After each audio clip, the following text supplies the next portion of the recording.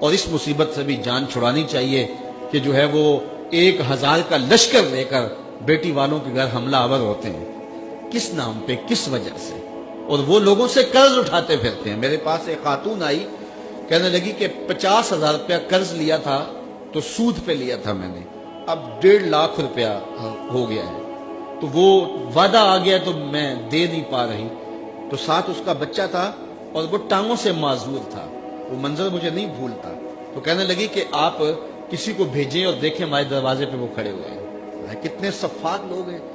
تو آپ نے کسی مجبوری کے تحت لیا ہوگا. تو کہنے لگی ہاں میں نے بیٹی کی شادی کرنی تھی، لوگوں کے گھروں کے برتن مانج کے میں نے کوئی جہیز کی چیزیں بنا لی تھی، لیکن وہ کہنے لگے 100 آدمی لے کے آئیں گے بارات میں، تو اس وجہ سے مجھے یہ قرض اٹھانا پڑا، باقی تو میں نے تیاری کر لی تھی.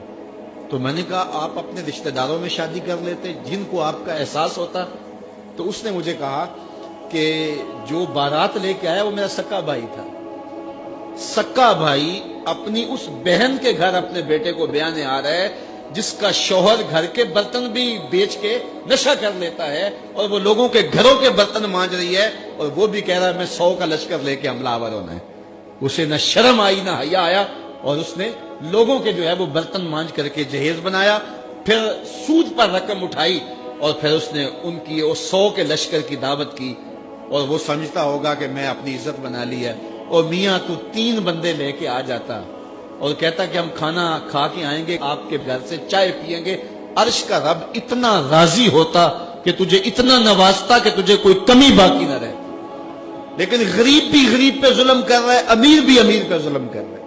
تو یہ رسمیں ختم ہونی چاہیے اور اس کے لیے منبر و محراب سے بھرپور آواز اٹھنی چاہیے، اور پاکستان میں بھی اس کی قانون سازی ہونی چاہیے. لیکن ہم اپنے حصے کا کام کریں. وہ کیا کسی نے کہا تھا، شکوائے ظلمت شب سے تو کہیں بہتر تھا کہ اپنے حصے کی کوئی شمع جلاتے جاتے. یہ دنیا میں کسی خطے میں یہ بیماری نہیں ہے سوائے بر صغیر کے.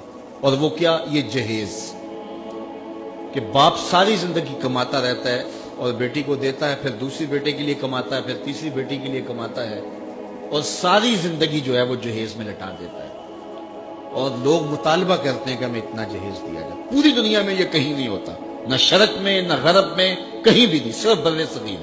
اور یہ ایک ہندوانہ رسم ہے، اور اس رسم کو ہم سینے سے لگایا ہوا ہے اور اس پر اتنی سختی سے پابند ہے کہ دیکھا جاتا ہے کہ یہ چیز بھی ہونی چاہیے، یہ چیز بھی ہونی چاہیے، یہ بھی چیز ہونی چاہیے. جہیز کی باقاعدہ اشیاء ملتی ہیں اور باقاعدہ جو ہے اس کے مطالبے، اس کی لسٹیں ہوتی ہیں کہ یہ ہمیں دیا جائے. بھلا کوئی جہیز سے بھی امیر ہوا ہے اور اس کے مسائل دور ہوئے ہیں؟ یہ بھی مانگنے کا ایک طریقہ ہے، اور پوری دنیا کے اوپر میں نے عرض کیا کہیں نہیں ہوتا، اور اسلام میں تو اس کی گنجائش ہی نہیں ہے. تحفہ آپ دے سکتے ہیں لیکن وہ بھی ایک جو ہے وہ مخصوص دائرہ ہے. لیکن جب یہ سلسلہ ایک مرض بن جائے تو اس وقت اس سے بھی ان حالات کے اندر آپ کو گریز کرنا چاہیے اور ایک اچھے معاشرے کی تشکیل کرنی چاہیے. اور اس کے لیے ظاہر ہے جو بیٹیوں کے ماں باپ ہیں ان کے لیے اس کے خلاف جہاد کرنا بہت مشکل ہوگا. مشکل اس لیے ہوگا کہ لوگ کہیں گے یہ دینے کے لیے کہہ رہے ہیں، اور بیٹے والے جب مطالبہ کریں گے، بیٹی کو ایسے کوئی قبول نہیں کرتا، تو اگر کوئی جہیز کے بغیر بیٹی کا نکاح کرنا چاہے تو کون قبول کرے گا؟ اس کے لیے سب سے اہم ذمہ داری جو ہے وہ بیٹوں والوں کی ہے کہ وہ عزم کریں. میں نوجوانوں سے بھی مخاطب ہوں کہ وہ عزم کریں کہ ہم جب بھی مانگیں گے پیشانی سجدے میں رکھ کے اللہ سے مانگیں گے، اور ہم اپنے ہاتھوں پر اللہ کی دی ہوئی طاقت پہ بھروسہ کریں گے، خود کمائیں گے، سنگ لاکھ چٹانوں سے بھی اپنی ضرورت کو نکالیں گے. کسی غریب کی بیٹی سے یا امیر کی بیٹی سے جہیز نہیں مانگیں گے. جس نے بیٹی دے دی اس نے کیا باقی رکھا ہے؟ تو اس کے خلاف جو ہے وہ عملی طور پہ ہمیں اٹھ کے کھڑا ہونا چاہیے. منبر و محراب سے بھی آواز ہونی چاہیے. انشاءاللہ ادارۃ المصطفیٰ کے مبلغین اس کے خلاف جگہ جگہ بولیں گے اور ان کو اس عنوان سے تیاری کروائی جائے گی تاکہ وہ اس رسم بد کے خلاف